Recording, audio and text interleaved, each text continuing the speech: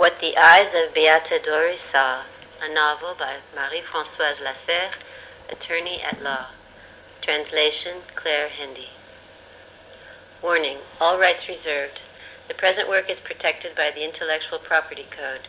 The unauthorized use of any part of this work may be liable to criminal prosecution and civil claims for damages. This work was created, written, and organized by Marie-Françoise Lasserre, and all use and publication, wholly or in part, is reserved exclusively to the author. The dissemination of this work is authorized exclusively on the website www.mflasserre.com and on YouTube according to the written, graphic, audio, and translation agreements established by the author. All other use, dissemination, translation, adaptation, or transposition of this novel by any means, mechanical or technical, specifically downloading, printing, or recording, is strictly dependent upon prior permission from Marie-Françoise Lasserre. Chapter 1. Divorce. Friday mornings were devoted to meeting clients in the office, and on that particular Friday, the 8:30 meeting began in an unusual way. The well-dressed person standing before her, exuding ease and privilege, seemed hardly credible to Marie Langlois when she declared the purpose of her visit. "I'd like to know if you think I have a case. I've been abandoned." "Abandoned? Do you mean at birth? Are you looking for help with the paternity search?"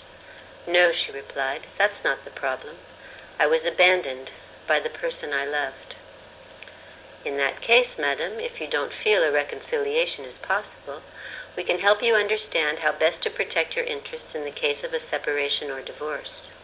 Could you tell me a bit more about your situation?" "No, it's not that. It's a bit complicated. You see, I was abandoned by a man other than my husband." "In that case, and if I've understood correctly that you are indeed married, then it would be risky, if not dangerous, to expect compensation for abandonment from another man."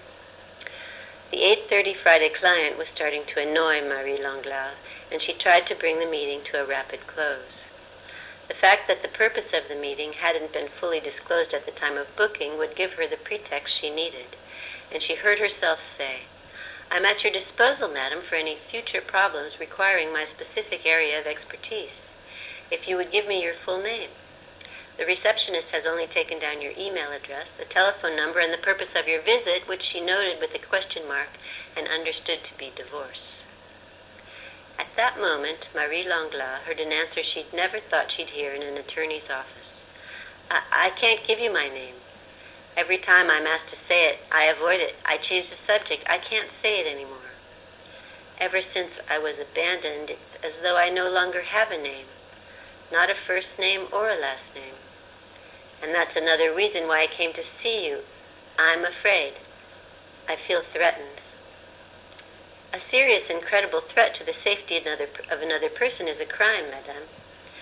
"You said you feel threatened. Do you feel threatened, or have you actually been threatened?" "I feel threatened." That Friday's 8:30 client had had an affair. It took place at the shore in what estate agents call a beachfront property, a luxurious villa overlooking the sea. At first, when they met, there was only the best champagne. Later, just like in a novel, she'd noticed the disappearance of a painting and the mark left on the wall where it had hung. He'd made offhand remarks about slight budget problems that would soon be resolved. After that, she had witnessed, quite by accident, brief conversations with a man in a hard hat. These visits seemed to lighten the mood. The quality of the champagne, however, kept getting worse. On the other hand, as though to compensate, certain things at the villa seemed more luxurious than ever. She became accustomed to the beautiful Baroque music played throughout the estate on top-of-the-line speakers. It completely enveloped her from the moment she parked her car in the garage. To shield them from any possible disturbance from passers-by on the beach, he'd installed custom-made, heavily lined draperies. They were hung in all the windows and door frames fronting the sea and kept permanently pulled. Their privacy was complete. But one day, I don't know what came over me. I ruined everything. It was during the spring tides. It's a time when I always feel a bit out of sorts. I remember feeling a little warm, I wanted to let some air into the house, and I thought the breeze off the sea would be coolest. So I opened the curtain, the heaviest one in the sitting room that looks over the beach. But at just that moment, he arrived. I never imagined that the person I loved so much could suddenly become someone else. He was flushed and tense, practically foaming at the mouth. "Get out of here, go!" And then he said, "Never tell what your eyes saw." After a moment of silence, Marie Langlois urged her to continue. "Would you like to tell me what your eyes saw?" "I can't," she answered. "Something terrible would happen to everyone I care about. It's a feeling I have. If you don't think you can say it, perhaps you could draw it, at least to give yourself some relief." The 8:30 Friday client relaxed a little. Drawing. It's true, in school it was a subject I enjoyed. But it was so violent, such an uproar, and so unreal. And also, it's as if there was something else. That's it. Something that didn't belong.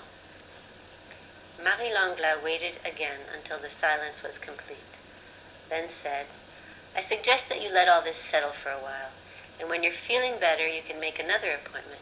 If you're truly in danger, you or your family, you must go to the police and file a complaint. Then they'll be able to protect you. I'll help.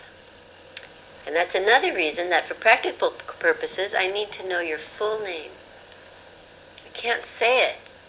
It's because I was abandoned. I explained that to you." "Can you write it then?" Marie Langlois insisted. "No, I can't do it." "In that case, you know what we'll do? You'll dictate it to me, and I'll write it down.